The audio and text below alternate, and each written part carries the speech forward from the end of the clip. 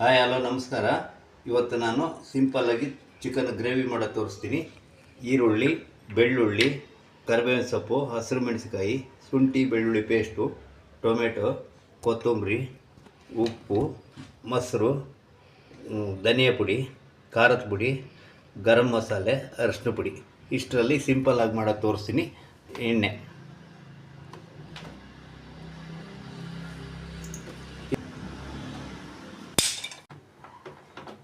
ಈಗ ಆಯಿಲ್ ಹಾಕಿದ್ದೀನಿ. ಆಯಿಲ್ ಕಾದಿದೆ. ಈಗ ಬೆಳ್ಳುಳ್ಳಿ ಹಾಕ್ತೀನಿ.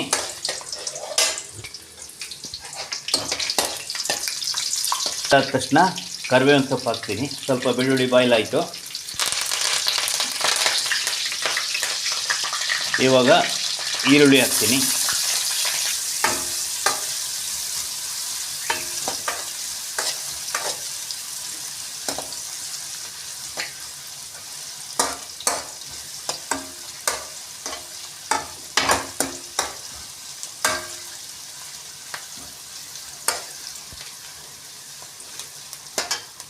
ಇವಾಗ ಶುಂಠಿ ಬೆಳ್ಳುಳ್ಳಿ ಪೇಸ್ಟ್ ಹಾಕ್ತೀನಿ.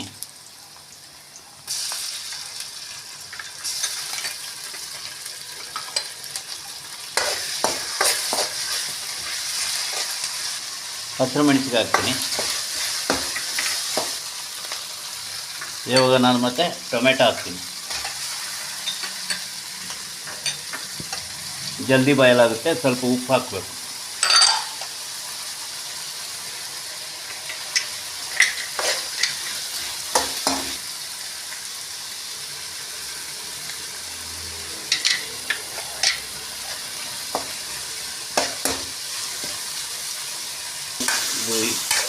ಶುಂಠಿ ಬೆಳ್ಳುಳ್ಳಿ ಪೇಸ್ಟ್ ಎಲ್ಲ ಫುಲ್ ಬಾಯ್ಲ್ ಆಗಬೇಕು.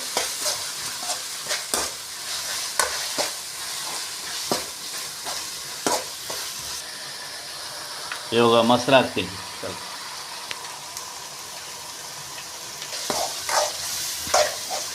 ಇವಾಗ 1 ಟೀ ಸ್ಪೂನು ಗರಂ ಮಸಾಲೆ ಹಾಕ್ತೀನಿ.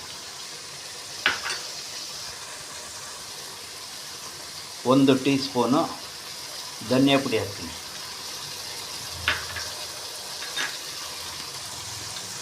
1 ಟೀ ಸ್ಪೂನು ಖಾರದ ಪುಡಿ ಹಾಕ್ತೀನಿ.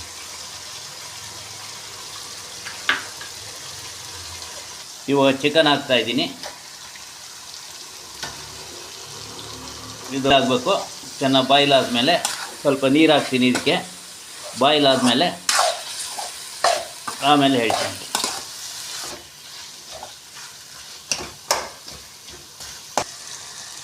ಇವಾಗ ಇದಕ್ಕೆ 1 ಲೋಟ ನೀರು ಸೇರಿಸ್ತೀನಿ. ಒಂದೂವರೆ ಲೋಟ ಸೇರಿಸ್ತೀನಿ. ಈ ಲೋಟದಲ್ಲಿ 1.5 ಲೋಟ ನೀರು ಸೇರಿಸ್ತೀನಿ. ಇವಾಗ ಚೆನ್ನಾಗಿ ಬಾಯ್ಲ್ ಆಗಬೇಕು. ಇದು ಸಿಂಪಲಾಗಿ ಮಾಡೋದು. ಮಿಕ್ಸಿ ಏನು ಬೇಕಾಗಿಲ್ಲ. ಬ್ಯಾಚುಲರು ಅವರು ಹೊರಗಡೆ ಹೋದಾಗ ಟ್ರಿಪ್ ಹೋದಾಗ ಮಾಡ್ಕೊಳ್ಳೋದಕ್ಕೆ ಈ ಥರ ಏನು ಗ್ರೈಂಡ್ ಮಾಡೋಂಗಿಲ್ಲ, ಏನಿಲ್ಲ.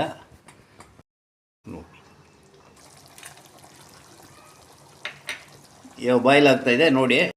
ಫುಲ್ ಬಾಯ್ಲ್ ಆಗಬೇಕು. ಇದು ಸ್ವಲ್ಪ ಹೊತ್ತು ಮುಚ್ಚಿಡಬೇಕು.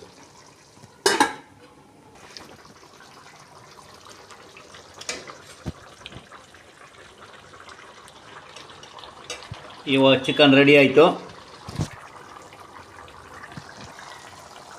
ಇದು ಇನ್ನೊಂದು 10 ನಿಮಿಷ ಬಾಯ್ಲ್ ಆಗಬೇಕು. ಬಾಯ್ಲ್ ಆದಮೇಲೆ ಸ್ವಲ್ಪ ಗಟ್ಟಿ ಬರುತ್ತೆ. ಆವಾಗ ಸಿಮಿ ಗ್ರೇವಿ ಥರ ಇರುತ್ತೆ. ಆಮೇಲೆ ಕೊತ್ತಂಬರಿ ಸೊಪ್ಪು ಹಾಕಿ ಇಳಿಸಿ ತೋರಿಸ್ತೀನಿ.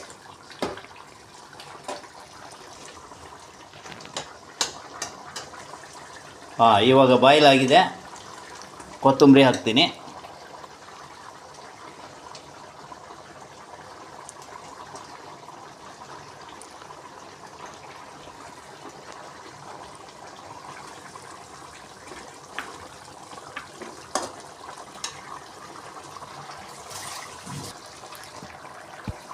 ಟೇಸ್ಟ್ ನೋಡ್ತಾ ಇದ್ದೀನಿ. ಉಪ್ಪು ಖಾರ ಎಲ್ಲ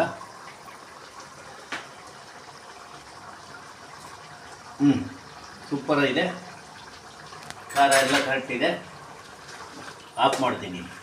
ಇನ್ನೂ ಸ್ವಲ್ಪ ಗಟ್ಟಿ ಬೇಕು ಅಂದರೆ ಇನ್ನೂ ಸ್ವಲ್ಪ ಹೊತ್ತು ಬಾಯ್ಲ್ ಮಾಡಿದರೆ ಇನ್ನೂ ಗಟ್ಟಿ ಆಗುತ್ತೆ. ಈಗ ನೋಡಿ ಇಷ್ಟು ಇದಾಗಿದೆ. ರೈಸಿಗೆಲ್ಲ ಆಗುತ್ತೆ. ಇನ್ನು ಚಪಾತಿಗೆಲ್ಲ ಬೇಕಾದ್ರೆ ಇನ್ನೂ ಸ್ವಲ್ಪ ಗಟ್ಟಿ ಮಾಡ್ಕೋಬೋದು.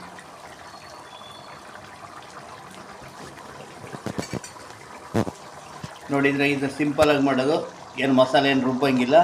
ಯಾರು ಬ್ಯಾಚುಲರ್ ಯಾರು ಬೇಕಾದ್ರೂ ಮಾಡ್ಕೋಬೋದು. ಇನ್ನು ಕೆಲವಾರು ಅಡುಗೆ ಎಲ್ಲ ನಾವು ಮಾಡಾಕ್ತಾ ಇರ್ತೀವಿ. ಯಶೋಧರ ರಾಮಕೃಷ್ಣ ಅಂತೇಳಿ ನಮ್ಮದು ಯೂಟ್ಯೂಬ್ ಚಾನಲ್ಲು. ಯಾವುದಾದ್ರು ಇಷ್ಟ ಆದರೆ ಹೇಳಿ, ಸಲಹೆ ಕೊಡಿ, ಮಾಡಿ ಫಾಲೋ ಮಾಡಿ. ಆಯಿತು, ಈಗ ರೆಡಿ ಆಯಿತು, ಆಫ್ ಮಾಡ್ತಾಯಿದ್ದೀನಿ.